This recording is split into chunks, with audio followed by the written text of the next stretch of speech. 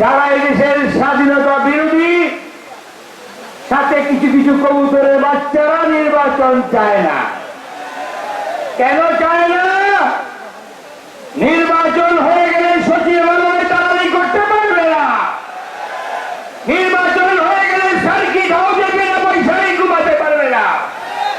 নির্বাচন হয়ে গেলে পুলিশ পাহারায় জোরসভা করতে পারবে না। নির্বাচন করলে পাস করতে পারবে না। তাই তারা নির্বাচন চায় না। তারা করোনার মতন নতুন অসুখ দিয়েছে। এই অসুখের নাম পিআরপি। আমি সকলের উদ্দেশ্যে বলবো, পিআরপি থেকে সাবধান। আর যারা পিআরপি চায় তাদের উদ্দেশ্যে বলবো, বিএনপির নেতা কর্মী ভ্যাকসিন দিয়ে এসেছে, আপনাদের পিআরপি তাদের কিচ্ছু করতে পারবে না। সকলে সুস্থ থাকুন, ভালো থাকুন। আগামী দিনে আন্দোলন সংগ্রামে আমরা আমাদের ভারতের চেয়ারম্যান জনাব তারেক রহমানের নির্দেশে উপেক্ষা করছি।